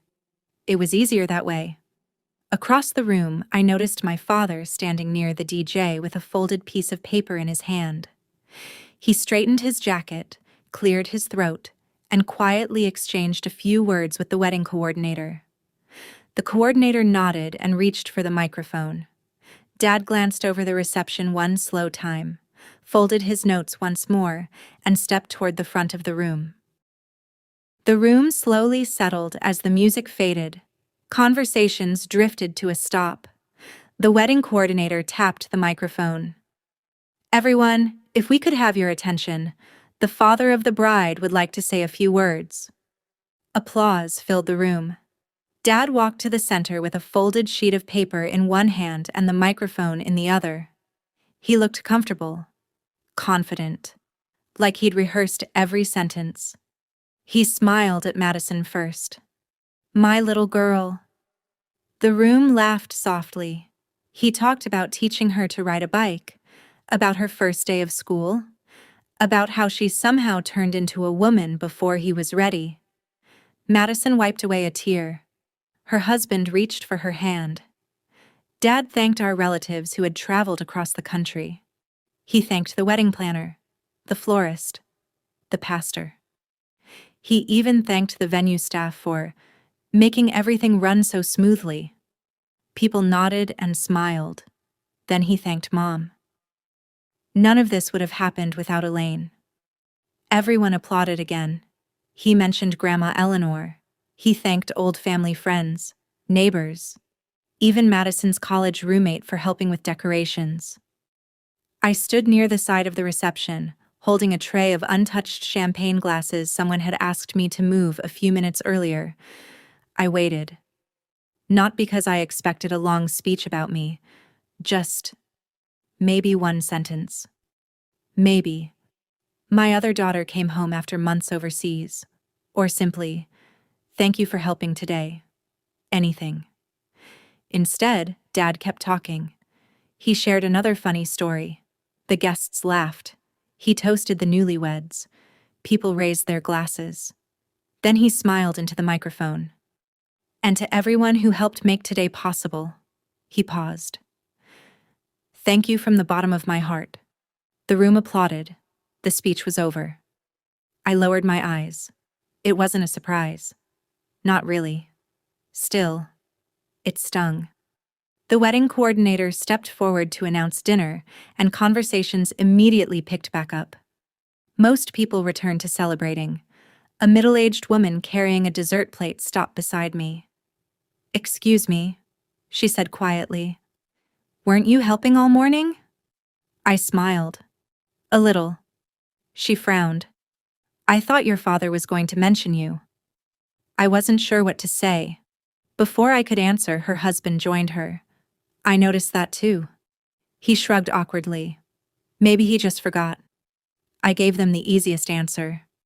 It's his daughter's wedding. He had a lot on his mind. They exchanged a glance. Neither of them looked convinced. We just wanted you to know, the woman said gently. We saw how much you did. Thank you. She smiled before walking away. A few minutes later, another guest I barely knew passed by. You've been everywhere today. I laughed. Feels like it. I honestly thought you worked here. So did someone else. He chuckled. Well, whoever you are, you've kept this whole reception together. It wasn't much, just a passing compliment. But somehow it carried more warmth than the speech I'd spent 20 minutes listening to. I carried the empty tray back toward the service station. No one asked me to. I just noticed it needed to be done. Old habits. As I set it down, I caught sight of Dad laughing with a group of relatives. He looked relaxed, happy, like nothing unusual had happened all day. For a second I wondered if he genuinely hadn't realized he'd left me out. Then I remembered everything I'd overheard. The introductions, the comments, the pin. No. This wasn't an accident. Accepting that hurt less than making excuses for it. Strangely, once I stopped expecting something different, the disappointment eased. Not because it was okay. Because I finally stopped waiting for him to become someone he wasn't. I took a slow breath and walked toward Grandma Eleanor's table. She had finished her dinner, but hadn't touched her coffee. You look tired, she said. I am. You've smiled through it anyway. I've had practice. She reached over and squeezed my hand. Her eyes drifted around the room before settling back on me. Then her voice became almost a whisper. Harper. Can I ask you something? Of course. She hesitated, as if choosing her words carefully. Have you ever received official mail from the military? I looked at her, surprised. Why would you ask that? Grandma Eleanor didn't answer right away.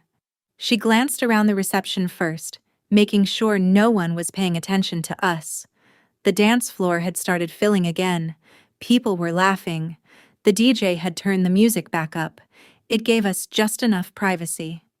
I wasn't sure if I should bring it up, she said. You can tell me. She rested both hands on her cane. A few weeks ago, I stopped by your parents' house. I listened quietly. Your mother was out shopping.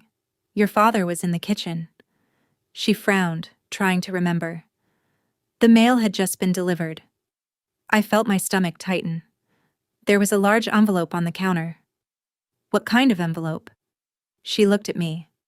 It had the Department of the Army printed across the top. For a second, I thought she might have been mistaken. Military mail wasn't unusual. It could have been anything. Transfer paperwork. Routine records. Benefits. Still, something about the way she was telling the story made me pay closer attention. I asked your father if it was yours, she continued. He looked surprised. Then what happened?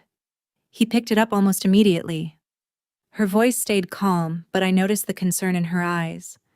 He said it was nothing important. I frowned. Did he say what it was?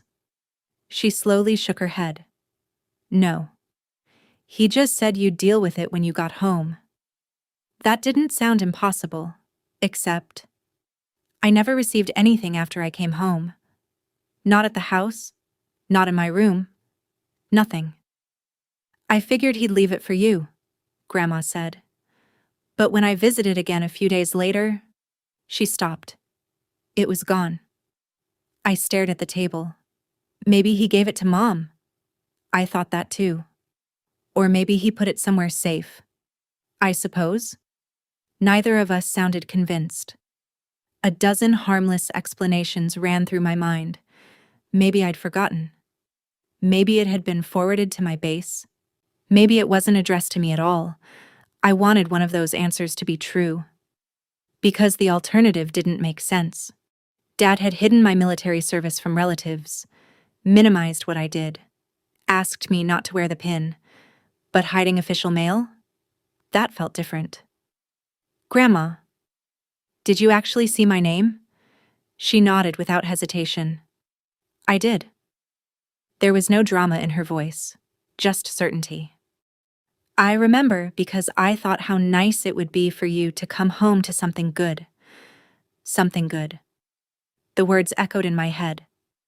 Without thinking, I reached into my pocket and pulled out my phone. No missed calls. No new messages. Then I remembered the texts from my commanding officer before I'd flown home. Keep your phone nearby this weekend.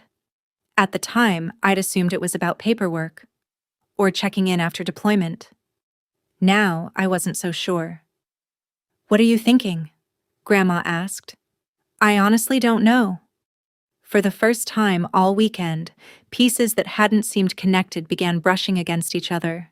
The unopened box, the commander's messages, the missing envelope, Dad insisting I stay quiet about my military career. None of it proved anything, but together, it felt like too many coincidences. Before I could sort through another thought, the ballroom doors opened again. It wasn't dramatic. Most guests barely noticed. A woman stepped inside wearing a formal military dress uniform, perfectly pressed. Rows of ribbons caught the light as she paused just inside the entrance. She wasn't carrying herself like someone who had wandered into the wrong event. She looked around the room calmly, like she knew exactly who she was looking for. I felt Grandma's hand tighten gently around mine. Neither of us spoke. Across the room, I saw my father's smile disappear as his eyes locked onto the woman standing in the doorway. I recognized the uniform before I recognized the face, even from across the reception hall. Army dress blues, perfectly pressed, every ribbon exactly where it belonged.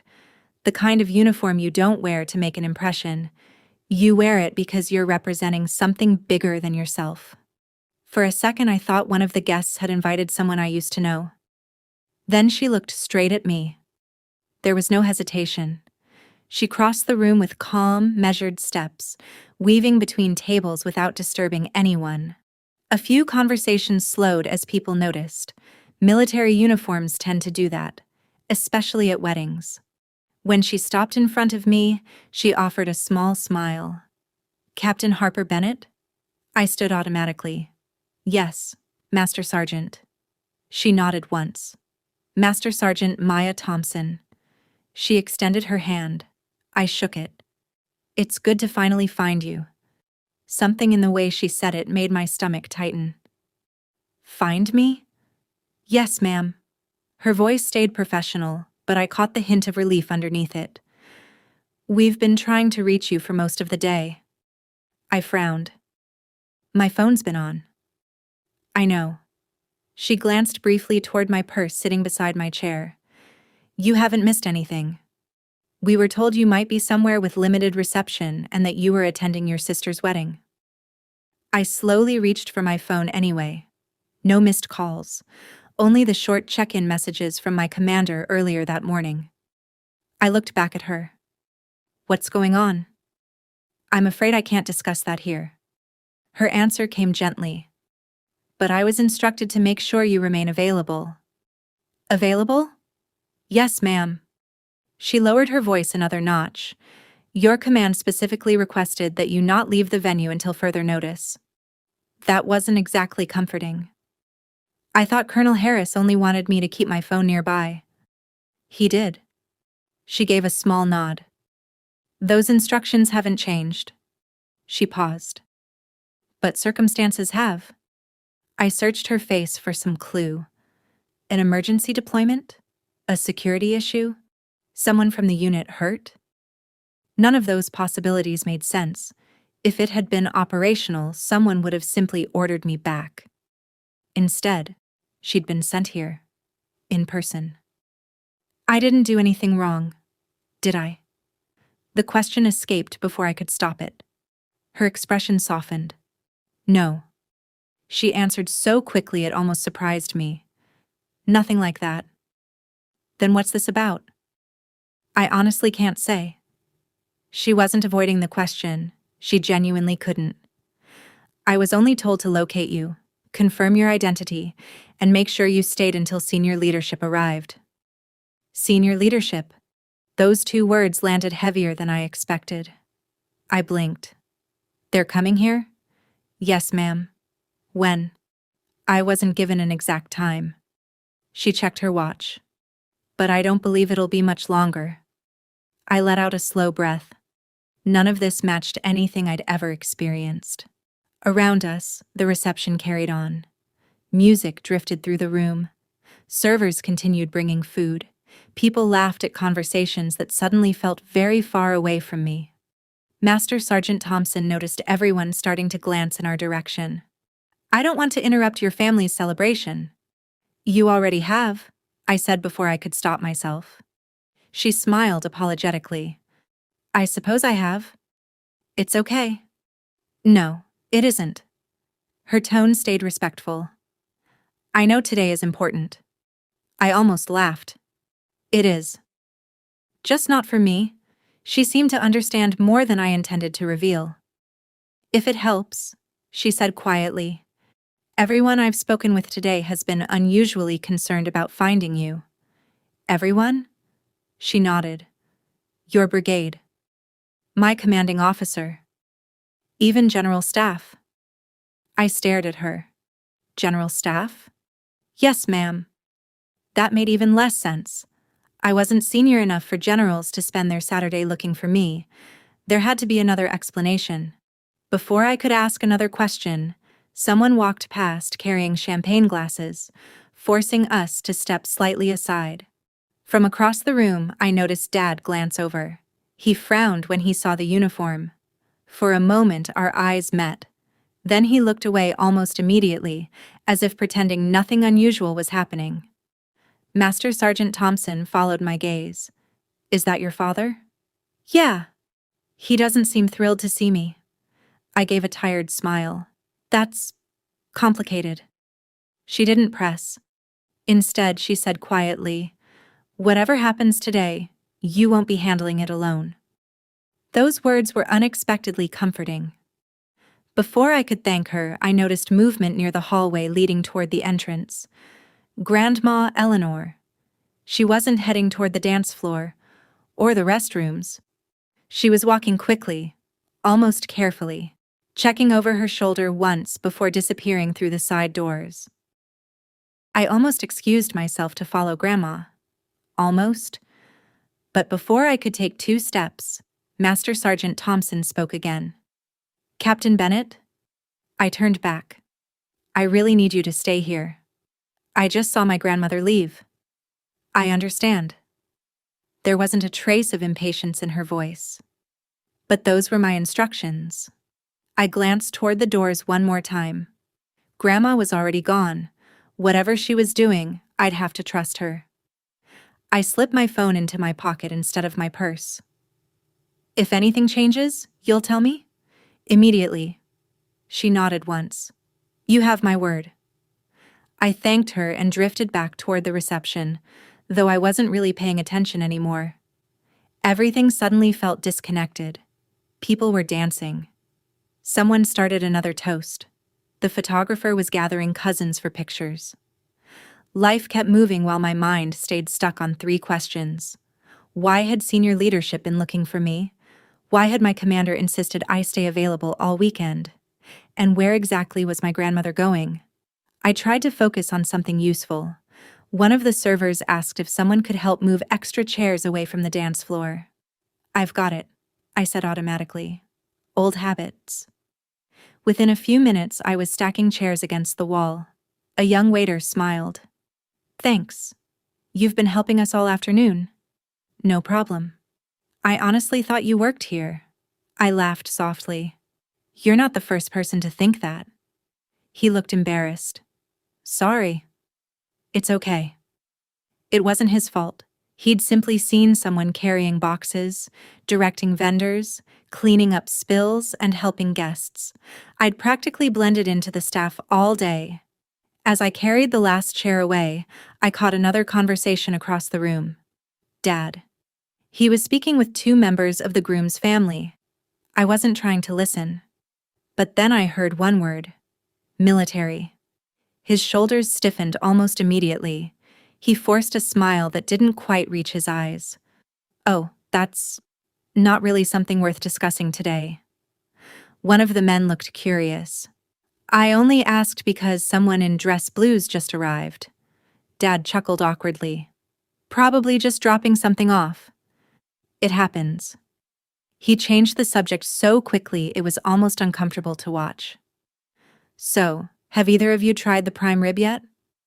The conversation shifted. But I couldn't ignore what I'd just seen. Earlier in the day, he'd minimized my career.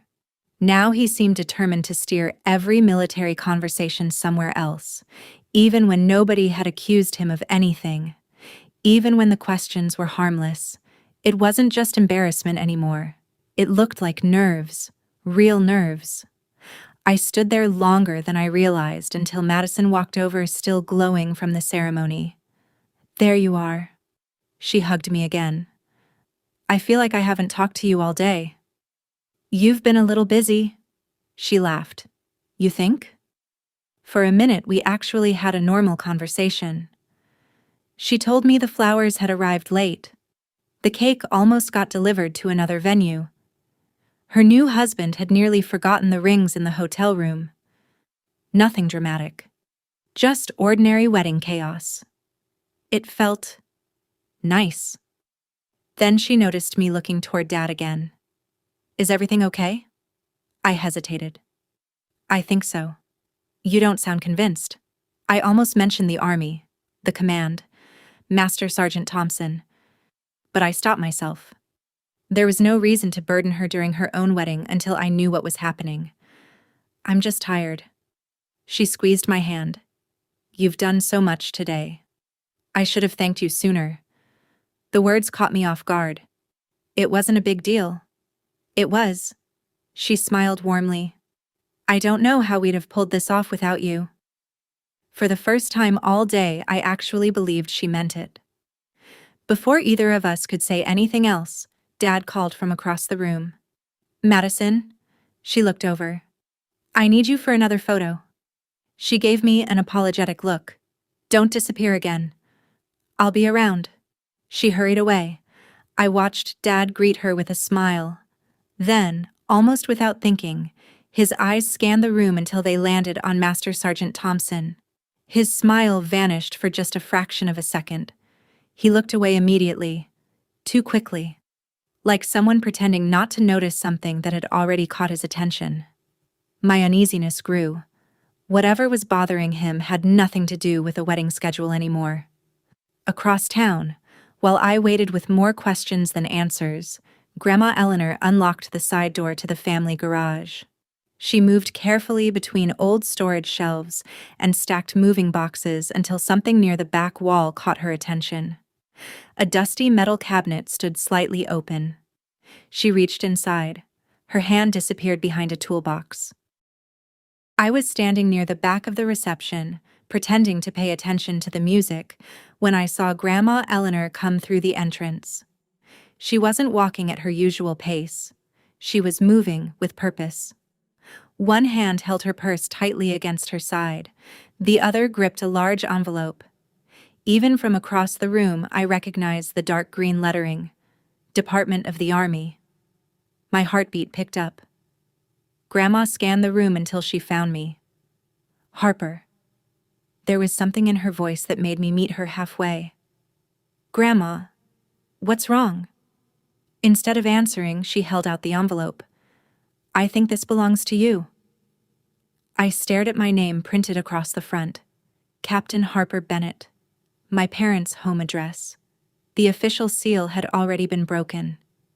I've never seen this. I know. She looked heartbroken. I found it in your father's garage. For a second I thought I'd misunderstood. My father's garage? She nodded. Hidden behind an old toolbox. The words didn't even sound real. I carefully took the envelope. The paper felt stiff, like it had been sitting untouched for weeks. My hand suddenly didn't feel steady anymore. Open it, Grandma said softly. It's already been opened. I know. I think someone else read it before you ever had the chance. I slowly reached inside. There were several documents, an official letter, a folder, another sealed packet. At the top sat a cover page with my name typed in bold. I started reading. The noise of the reception disappeared again. Everything narrowed to the words in front of me. On behalf of the Secretary of the Army. I frowned. The next line made me stop breathing for a second. We are pleased to inform you that your recommendation for the Distinguished Service Cross has been formally approved. I blinked, then read it again. No, that couldn't be right. The Distinguished Service Cross wasn't handed out casually. I turned the page. My eyes moved faster now. The recommendation described the rescue operation. Daniel. The civilians. The extraction. The evacuation I'd spent months trying not to think about. Every detail I'd tried to bury was sitting there in official language. Then I reached the date. Approved. Almost 6 weeks earlier. 6 weeks. I whispered the words without realizing it. 6 weeks. Grandma watched my face carefully. What does it say? I couldn't answer immediately. My throat had gone dry. Finally, I managed. It says, it was approved. What was? I looked up at her. The commendation. She stared at me. You mean the one in your box? I nodded slowly. The ceremony. The medal. Everything. It was approved over a month ago. She covered her mouth. Oh, Harper. I kept reading. Another paragraph explained why Command had been trying to contact me. Since the official notification had gone unanswered, multiple attempts had been made through military channels. Phone calls, certified mail, email. My chain of command had eventually realized I was on leave, which explained why they'd sent Master Sergeant Thompson. Not because I'd done anything wrong, because they couldn't understand why I had never responded. My stomach twisted. I never ignored them. I never even knew. Grandma gently touched my arm. I'm so sorry. I looked back at the letter. There was another sentence highlighted near the bottom. Attendance at the recognition ceremony is respectfully requested. Requested, not ordered. They had given me the choice. A choice I'd never received. I let out a shaky breath. So that's why they kept trying to find me. Behind us, I heard footsteps approaching. Heavy, quick. Before I even turned around, I knew who it was. Dad. His voice cut through the music. Mother. Grandma stiffened. What are you doing? I slowly lowered the papers. Dad's eyes locked onto the army letter. Not surprised. Not confused. Just alarmed. He looked at me, then at the documents in my hands. For a long second, nobody spoke. Then he stepped forward and reached toward the letter. Harper. Give me that. Dad's hand stopped halfway between us. I instinctively pulled the letter closer to my chest. Not aggressively. Just enough that he couldn't take it. For a few seconds, neither of us moved. The music continued. Someone laughed near the dance floor. It was strange how normal everything else sounded while my entire world seemed to narrow to one conversation. Harper, Dad said quietly, forcing a smile that didn't reach his eyes. This isn't the time. I looked at him. The time for what? For this. He glanced toward the surrounding tables. Your sister's wedding. I lowered my eyes to the papers again. This was mailed to me. I know. And you hid it. His jaw tightened. I was trying to protect the family. Grandma Eleanor let out a sharp breath. No, Victor. She stepped beside me. You were protecting yourself. Dad turned toward her. Mother, please. No. Her voice wasn't loud, it didn't have to be. I stayed quiet for weeks because I thought I was imagining things. She looked at him with disappointment I'd never seen before. But I wasn't. You hid her mail. A few nearby guests had stopped talking. Not intentionally. The conversation between us had simply become impossible to ignore. Dad noticed. His voice dropped even lower. "We are not discussing this here." "Where were you planning to discuss it?" Grandma asked. "After the wedding? Next month? Or never?" He rubbed a hand across his forehead. "You don't understand." "No," she replied. "I understand perfectly." I finally found my voice. "Why?" Dad looked at me. His expression softened for just a moment. "I didn't want this becoming the focus." "My award?" "No. The military." He glanced toward Madison and her husband across the room. "This day was supposed to be about your sister." I shook my head. "The letter was mailed 6 weeks ago. It wasn't even the wedding yet." He didn't answer. "You could have given it to me." "I know." "You could have called me." "I know." "You could have texted." Another pause. "I know." His answers came quietly, too quietly. None of them explained why. Around us, whispers had started moving from table to table, not loud enough to interrupt the reception, just enough that people were beginning to notice something unusual. I heard bits and pieces. "What's going on? Is that military paperwork? Did something happen?" One of Madison's bridesmaids looked over with concern. Even the photographer lowered his camera for a moment. For the first time all day, people weren't looking at me with confusion. They were looking at Dad, trying to figure out why he seemed so desperate to end the conversation. Master Sergeant Thompson remained where she was near the entrance. She wasn't interrupting, but she was watching carefully, ready if she was needed. Dad noticed her too. His shoulders became even stiffer. He lowered his voice again. "Harper, I'm asking you. Please, let's put the letter away. We'll talk about it later." I looked down at the pages in my hands.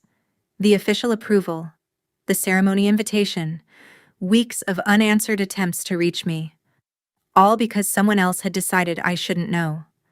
I folded the papers carefully, not because I was giving them back, because I didn't want them damaged. "They're mine," I said calmly. "I'm keeping them." Dad opened his mouth as if he wanted to argue. Instead, he simply stared at me. I realized something then. This wasn't about whether I'd read the letter anymore. That part was over. He couldn't undo it. For the first time since I'd come home, he wasn't controlling the situation. He knew it. And I think everyone around us knew it too. A quiet murmur spread through the nearest tables. Guests exchanged confused looks. Someone gently pulled another person aside to ask what had happened. The atmosphere of the reception had shifted without anyone making a scene. Then I heard a familiar voice behind the crowd. "Dad?" Everything went still. Madison had stepped away from the head table. She looked from me, to Grandma, to the army letter in my hands, and finally, to our father. Her smile disappeared. "What is going on?" Madison looked at each of us, waiting for someone to answer. Nobody did. The silence stretched just long enough to make everything more uncomfortable. She turned to me first. "Harper, what's that?" I looked down at the letter in my hands. "It's from the army." Her eyebrows pulled together. "The army?" I nodded. "It was mailed weeks ago." She looked at Dad. "Weeks ago?" He let out a slow breath. "We'll talk about it later." "No." Her voice wasn't angry, just confused. "What am I missing?" Grandma Eleanor answered before anyone else could. "Your father kept it from her." Madison blinked. "What?" "He hid it." I watched the words settle on my sister's face. At first, she simply looked puzzled. Then she looked at me, then back at Dad. "No." Dad rubbed his temples.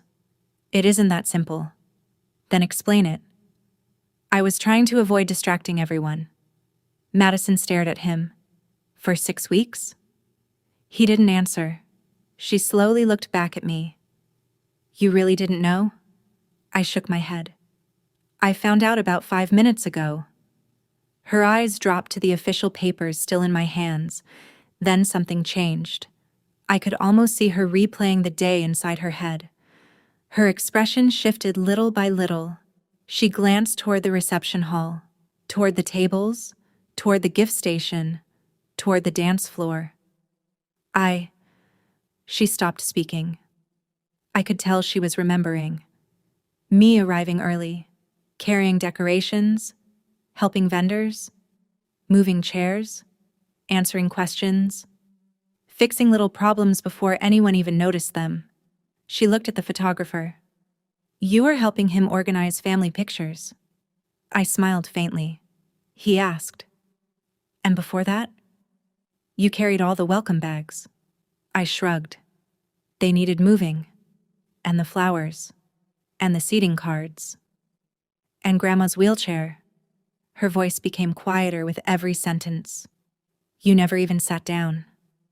I hadn't realized that until she said it. I thought back. She was right. I'd eaten standing up. I'd spent more time walking than talking. Every time something needed doing, I'd simply done it. Madison slowly covered her mouth. "Oh my God." I tried to reassure her. "It's okay." "No." She shook her head immediately. "It isn't." People nearby pretended not to listen anymore, but they weren't fooling anyone. Several guests were watching discreetly from their tables. The young waiter I'd helped earlier looked especially uncomfortable. He quietly whispered something to another staff member while glancing in my direction. Madison looked around the room again. "I kept wondering why I barely saw you today." I smiled sadly. "I was around." "You were." Her eyes filled slightly. I never actually looked." Those words hurt. Not because she'd said them, because they were true. She stepped closer. "I'm sorry." "You have nothing to apologize for." "I do." She looked genuinely upset now. "I thought you were just keeping busy because that's what you like doing." "I never asked if someone had asked you. I never asked if you'd even eaten." I laughed softly. "I did. Eventually." She managed the smallest smile. Then she looked toward the table near the service station. "My table." Her face fell again. "Wait. Was that where you were sitting?" I didn't answer. She didn't need one. Her eyes followed the room until she realized exactly where I'd been placed. Away from the family. Beside the kitchen doors. Close enough to help. Far enough to disappear. She slowly turned toward Dad. "You knew?" He remained silent. "You saw the seating chart?" Still nothing. "You left her there?" Before he could respond, another sound rolled in from outside. Low at first, almost easy to miss beneath the music. Then another, and another. Several engines. Large vehicles. Not one car. Multiple. The conversations inside the reception hall began fading as more guests looked toward the entrance. Even the band slowed to a stop. Someone near the windows frowned. "Is something happening outside?" The sound grew louder. Then came the unmistakable rhythm of several vehicle doors opening almost at the same time. The first sound barely registered over the music. A low rumble. Then another. A few guests near the windows smiled. More people finally made it. I thought everyone was already here. Someone even joked that Madison must have forgotten another branch of the family. I stayed where I was, the folded letter still in my hands. Nobody was dancing anymore. Nobody seemed interested in the dessert table. Every conversation had shifted toward my father, my grandmother, and the envelope that should have reached me weeks ago. The engines outside grew louder, not fast, steady, purposeful. Madison turned toward the entrance, still holding part of her wedding bouquet. I could see the confusion on her face. She looked at me, then at Dad, then back toward the doors. "What now?" she whispered. Nobody answered. One of the venue employees walked over to the front windows and pulled the curtain aside just enough to peek outside. His expression changed almost immediately. He looked toward the manager. "I think you should see this." The manager hurried over. Within seconds, several guests had quietly drifted toward the entrance, trying not to look obvious while doing exactly that. I didn't move. Neither did Master Sergeant Maya Thompson. That was the first thing that made my stomach tighten. Until then, Maya had stayed respectfully off to the side, giving my family space. Now her posture changed, her shoulders squared, her hands settled naturally behind her back. Every trace of casual conversation disappeared from her face. She wasn't reacting like someone surprised by unexpected visitors. She was preparing. I caught her eye. "Maya?"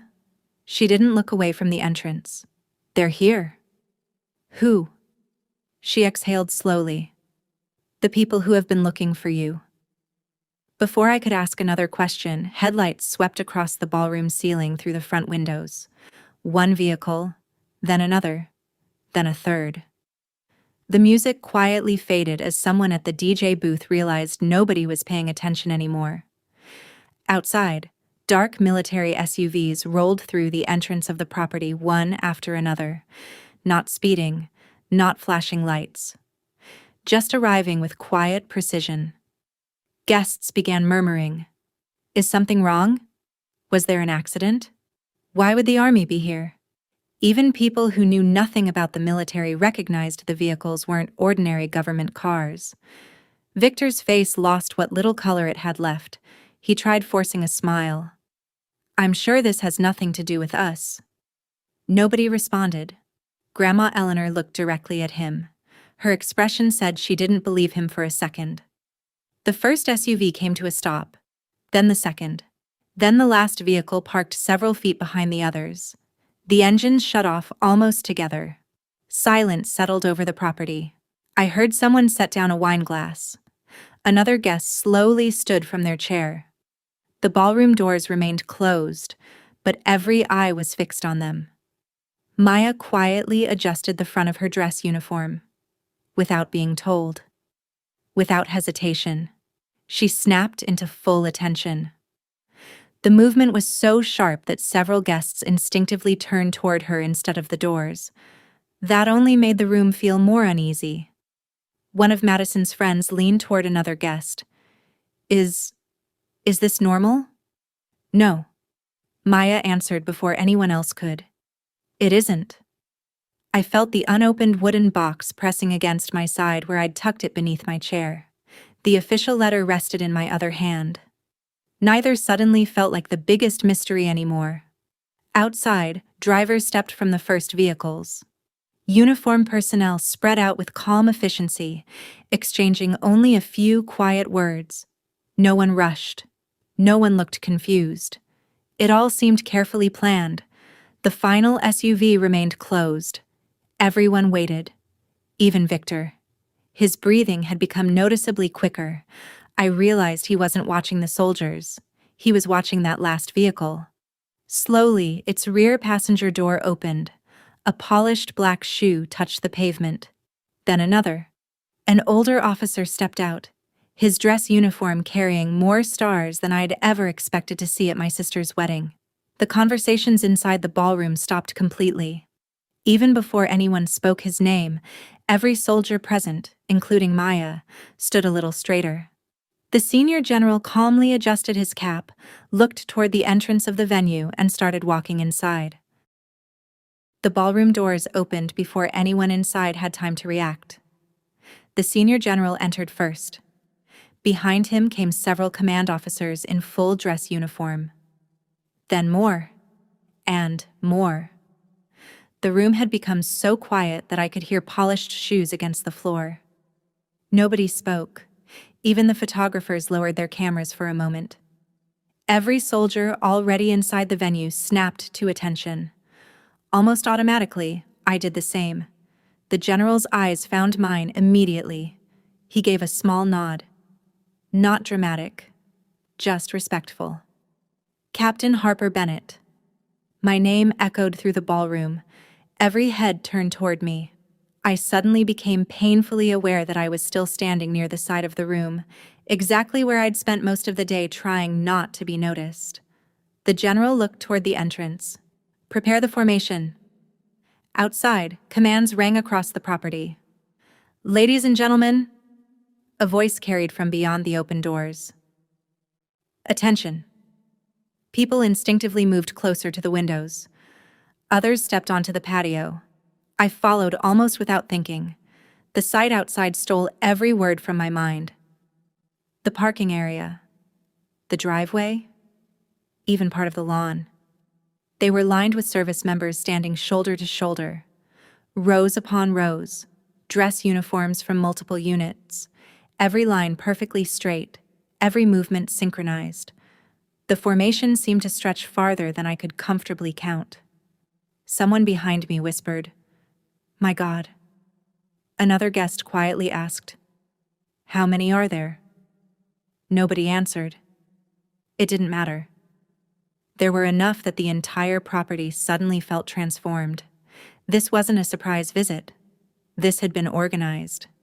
Carefully. Deliberately. The general stepped onto the patio and faced both the formation and the wedding guests. His voice carried easily without needing to shout. "Today, we gather for two very different reasons." He glanced toward Madison. "First, to celebrate a marriage and a family." Then his eyes settled on me again. "And second, to correct an unfortunate delay." A ripple of confusion spread through the crowd. I felt my pulse quicken.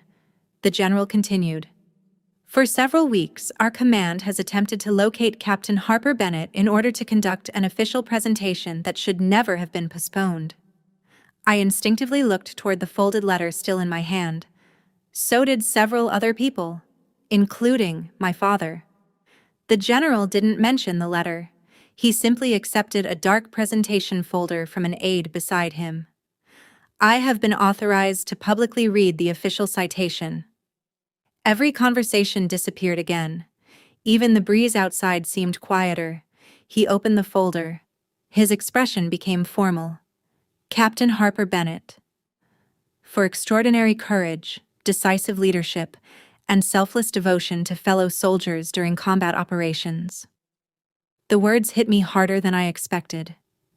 While under sustained enemy fire, my breathing slowed. Captain Bennett repeatedly exposed herself to direct danger in order to recover wounded personnel and coordinate evacuation efforts despite overwhelming conditions. I stared at the ground. I remembered smoke, broken radios, Daniel's voice. None of this felt like an achievement.